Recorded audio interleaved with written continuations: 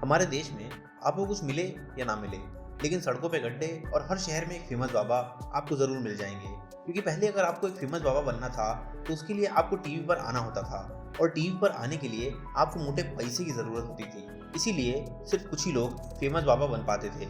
लेकिन आज ऐसा नहीं है। आज 5G स्मार्टफोन्स, चीप इंटरनेट और सोशल मीडिया का ज़माना है। इसीलिए आज बाबा बनना काफ़ी आसान है, क्योंकि आप सोशल मीडिया की मदद से रातों रात फेमस हो सकते हो। अब इससे प्रॉब्लम और भी ज़्यादा बढ़ गई है, क्योंकि जहाँ पहले सिर्फ कुछ ही फ्रॉड बाबा थे, आज बहुत सारे हैं। आज आपको मार्केट में हर तरह के बाबा मिल जाएंगे। जहाँ पहले सिर्फ 70 या 80 साल के बाबा थे, आज आपको 9-10 साल के बच्चे भी मिल जाएंगे जो बाबा बन के लोगों का चूतिया काट रहे हैं। कोई बाबा अपने हाथों से पंखा रोक रहा है, कोई जीसस के नाम पे बीमारियां ठीक कर रहा है, तो कोई चटनी से लोगों की किस्मत बदल रहा है। लेकिन ऐसा क्या है इन बाबा लोगों में कि ये लोग इतने प्रॉब्लमेटिक हैं, और क्यों इन्हें करोड़ों लोग गांड के अंधों की तरह फॉलो करते हैं?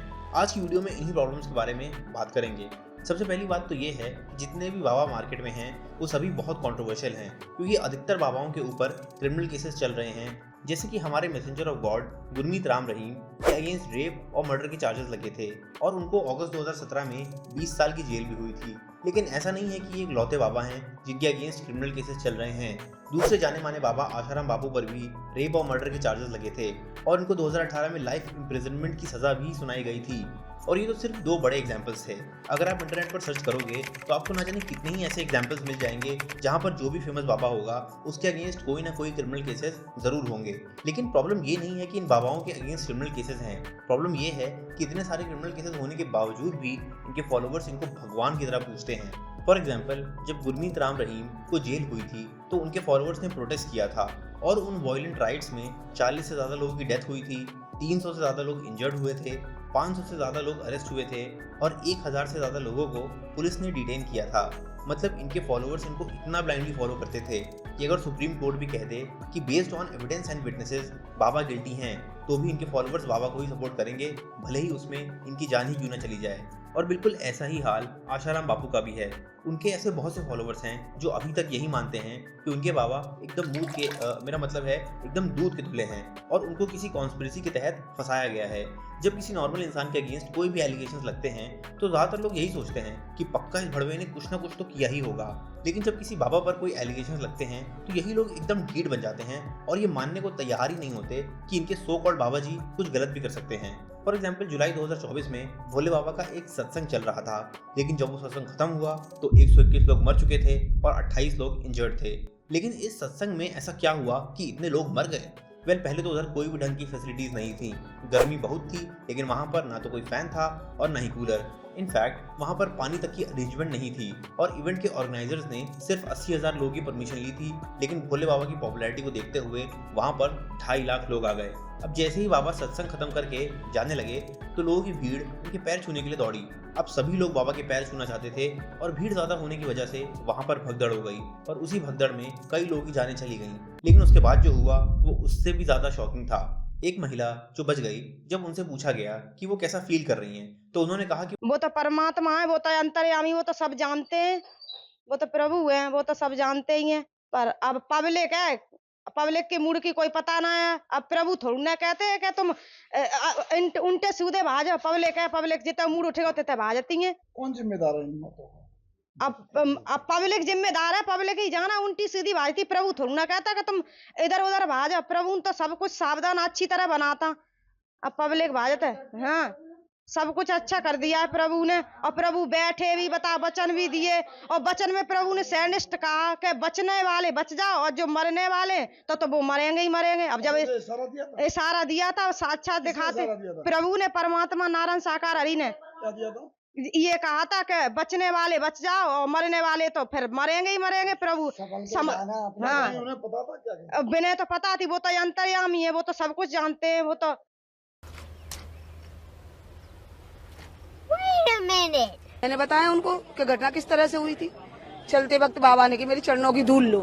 धूल के चक्कर में जनता आदि ऐसी भागी है, तो एक के ऊपर ऐसे बढ़ते चले गए हैं। मतलब ऐसी अनभक्ति है लोगों में कि लोग मरने के लिए भी तैयार हैं। एंड एज यूजुअल भोले बाबा के अगेंस्ट 5 क्रिमिनल केसेस ऑलरेडी चल रहे थे जब ये सत्संग वाला इंसिडेंट हुआ। लेकिन बात सिर्फ क्रिमिनल केसेस और अनभक्ति की नहीं है। बाबा लोगों में और भी बहुत सी प्रॉब्लम्स हैं। ये लोग एकदम दोगले होते हैं। ये खुद तो कुछ और करते हैं और अपने भक्तों को कुछ और करने को कहते हैं। फॉर एग्जाम्पल बहुत से बाबा लोग अपने भक्तों से यही कहते हैं, युग में आदमी सिर्फ पैसे के पीछे भाग रहा, ना भक्ति से मतलब, ना ज्ञान से मतलब, ना वैराग्य से मतलब। उसे लगता पैसा पैसा पैसा, ऐसा उसे आजकल दुनिया वालों को देखकर ऐसा लगता है जैसे ये मरेगा तो पूरा लेके मरेगा, पूरा बांध कर ले जाएगा।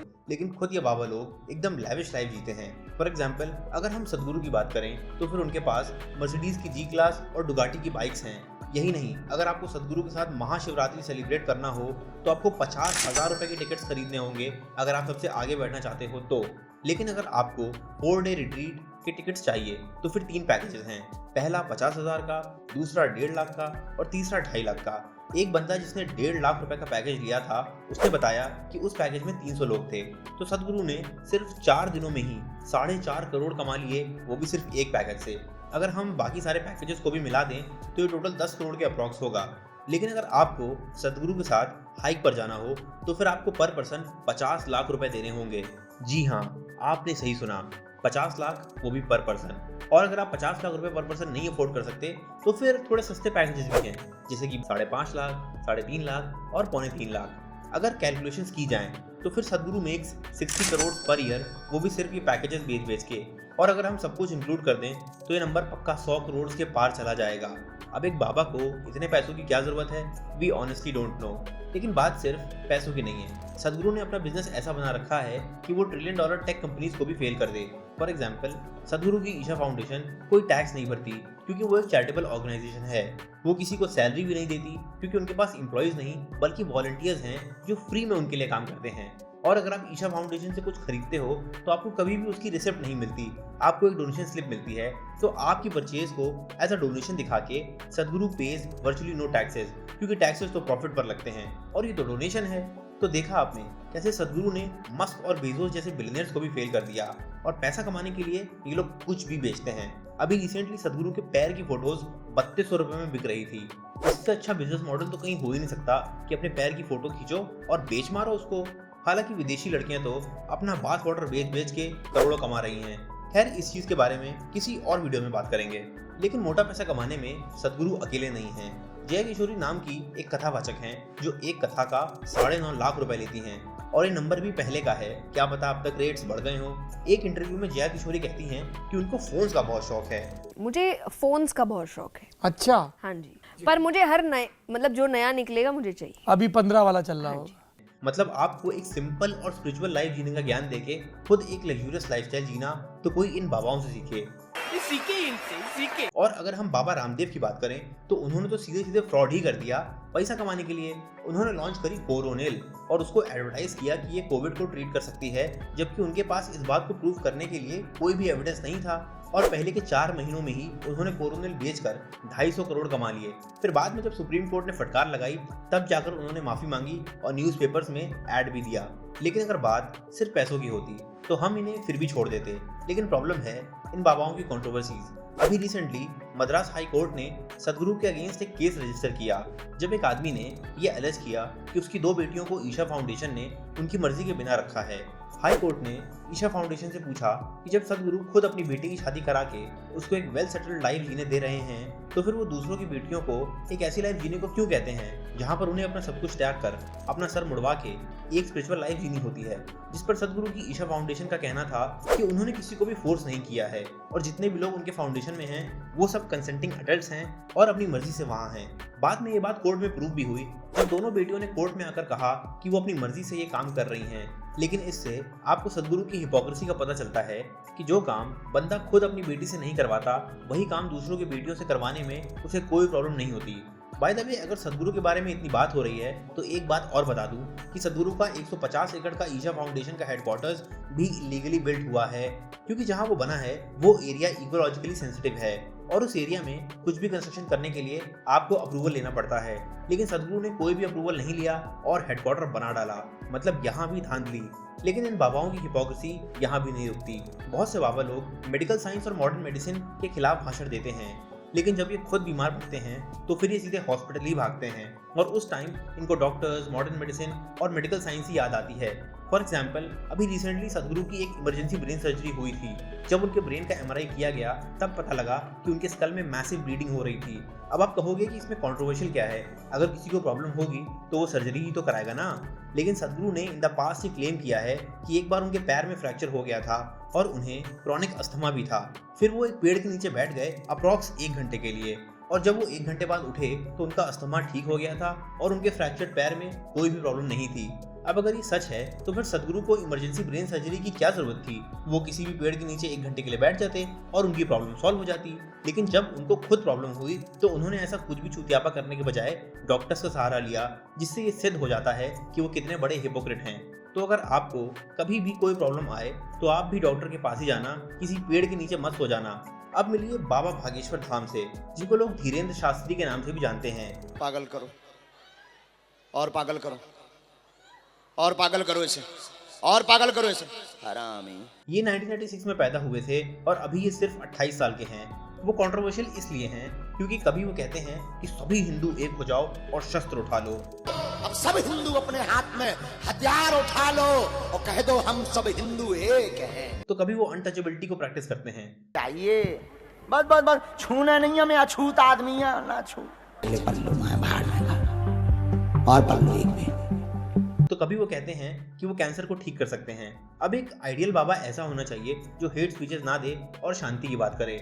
उसको अनटचेबिलिटी को नकार के सभी को एक्सेप्ट करना चाहिए और कैंसर को ठीक करने वाले फर्जी क्लेम्स नहीं करने चाहिए। इनफैक्ट उन पर कई बार सुपरस्टिशंस को फैलाने के एलिगेशंस भी लगे हैं और इनको श्याम मानव नाम के एक बंदे ने चैलेंज भी किया था। चैलेंज ये था कि बाबा बागेश्वर धाम को 10 रैंडम लोगों के नाम, फोन नंबर्स और पर्सनल डिटेल्स गेस करनी होंगी और अगर उन्होंने सब कुछ सही गेस किया तो उनको 30 लाख रुपए का इनाम मिलेगा।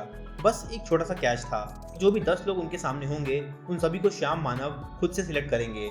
एंड एज यूजुअल बाबा जी ने ये चैलेंज लेने से मना कर दिया और अपने इवेंट से भाग गए, विच सिंपली शोज कि बाबा जी के पास कोई भी सुपर पावर्स नहीं है और वो भी बाकी के बाबाओं की तरह लोगों का चूतिया काटते हैं।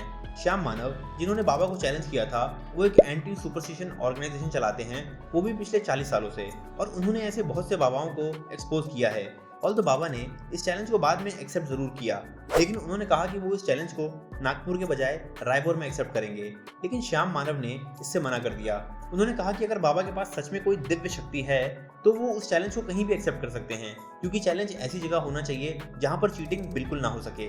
इसीलिए बाबा जी उस चैलेंज को कभी पूरा कर ही नहीं पाए। लेकिन ऐसा नहीं है कि बाबा लोग सिर्फ अपने फायदे के लिए जनता को उल्लू बनाते हैं, क्योंकि इन बाबाओं के पास एक बड़ी फॉलोइंग होती है तो इसका फायदा पॉलिटिकल पार्टीज भी उठाती हैं। पॉलिटिकल पार्टीज इन बाबाओं से कहती हैं कि तुम अपने फॉलोअर्स से कहो कि वो हमें वोट दें और बदले में हम तुम्हारी कुछ हेल्प कर देंगे। फॉर एग्जाम्पल, अभी रिसेंटली गुरमीत राम रहीम ने अपने फॉलोअर्स से कहा कि तुम हरियाणा इलेक्शंस में बीजेपी के लिए वोट करो, और उसको ऐसा कहने के लिए क्या मिला? वेल, बाबा को बार बार बेल मिलती रही। इनफैक्ट ये जेल में कम और बेल पर बाहर ज्यादा रहते हैं। कहाँ हमारे देश में कितने ही लोग ऐसे हैं जिन्होंने समाज के लिए अच्छा काम किया है लेकिन उनको बेल नहीं मिलती। For example, activist Father Stan Swamy को पार्किंसंस डिजीज था और उन्होंने कई बार बेल के लिए अप्लाई किया ऑन हेल्थ ग्राउंड्स, लेकिन उन्हें बेल नहीं मिली। फिर उनकी जेल में ही डेथ हो गई। लेकिन यहाँ तो बाबा जी मस्त बाहर घूम रहे हैं बेल पर, वो भी रेप और मर्डर करने के बाद। और फिर यही बाबा लोग अपने अंध भक्तों से कहेंगे कि फला फला पॉलिटिशियंस को वोट दो। तो बाबा लोगों में बहुत सी प्रॉब्लम्स हैं, लेकिन अब ये प्रॉब्लम्स और भी ज़्यादा बढ़ने वाली हैं, क्योंकि जहाँ पहले सिर्फ बड़े बुजुर्ग बाबा थे, अब इस खेल में बच्चे भी कूद पड़े हैं। कई बच्चे जिनके अभी दूध के दांत भी नहीं गिरे, अब वो भी जनता को ज्ञान दे रहे हैं। इन बच्चों को इस एज में स्कूल में होना चाहिए या अपने दोस्तों के साथ खेलना चाहिए, लेकिन इनके पेरेंट्स इनको पैसा छापने की मशीन बनाने में लगे हुए हैं। इन बच्चों को अभी सही से पता भी नहीं कि वो क्या कर रहे हैं, लेकिन उनको एक स्क्रिप्ट दे दी गई है और वो वही बोल रहे हैं जो उस स्क्रिप्ट में लिखा है। हम लोग गीता को तो मानते हैं, लेकिन गीता की नहीं मानते। और उनको कैमरा के सामने ड्रामा करना भी अच्छे से आता है।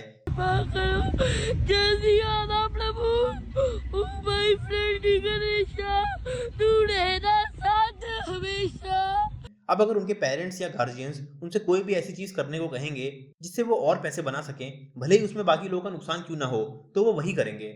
थे जो बोलते थे अभिनव की छोटी छोटी बातों पे होता था कि अभिनव आप क्यों ऐसे करते हो, अभिनव ये क्यों, बहुत उम्र पड़ी है, बूढ़े हो जाओगे तब करना, अभी से क्यों कर रहे हो भक्ति। बहुत लोग इसको बोल जाते थे जाते आते, मुझे भी बोलते थे अभी तो ये छोटा है, आपने इसे कहाँ लगा दिया, क्यों कर रहा है ये सब कुछ। अब पता है वो जो लोग पहले ये सब कुछ बोलते थे ना अभिनव को, अब वो आते हैं और अभिनव को कहते हैं आपके साथ एक फोटो खिंचवा ले, तो वो मुझे लगता है कि जो चाहिए था ना हमें वो मिल गया, जो चाहिए था ना हमें वो मिल गया। और जब तक ये बच्चे बड़े होंगे तब तक उनमें कोई भी सही या गलत का फर्क बचेगा ही नहीं। और वैसे भी ये तो बच्चे हैं, इन्होंने अभी दुनिया देखी ही कितनी है, तो ये कैसे किसी को ज्ञान दे सकते हैं। अब कुछ लोग इन बाबाओं को डिफेंड करने आ जाएंगे कि यार तुम तो सिर्फ नेगेटिव साइड देखते हो, बाबा लोग अच्छे भी तो होते हैं, ये लोग कितनी सारी डोनेशंस करते हैं, कितने सारे सोशल कॉजेस को सपोर्ट करते हैं। तो भाई देखो, बात ऐसी है कि जनता से ही करोड़ों रुपए लूट के अगर उन्होंने जनता के ऊपर वापस थोड़े पैसे खर्च कर दिए तो इसमें कोई बड़ी बात नहीं है। और वो ऐसा इसलिए करते हैं क्योंकि इससे उनकी इमेज समाज में अच्छी होती है। तो प्लीज इन क्रिमिनल बाबाओं को डिफेंड करना बंद कर दो। The only reason why these babas are still thriving is because India में लिटरेसी रेट बहुत कम है, लोग सुपरस्टिशियस हैं और उनकी लाइफ में बहुत सी प्रॉब्लम्स हैं। इसीलिए जब कोई भी आंटू झाटू बाबा उन्हें थोड़ी सी भी होप देता है तो वो ऑर्गेज़म कर मारते हैं। बाकी मैं इन मॉडर्न डे बाबाओं के बारे में यही कहना चाहूँगा कि कहाँ एक गौतम बुद्ध थे जो अपने महल से निकलकर जंगलों की तरफ गए थे, और कहाँ ये आजकल के बाबा लोग हैं जो जंगलों से निकलकर महलों की तरफ जाते हैं।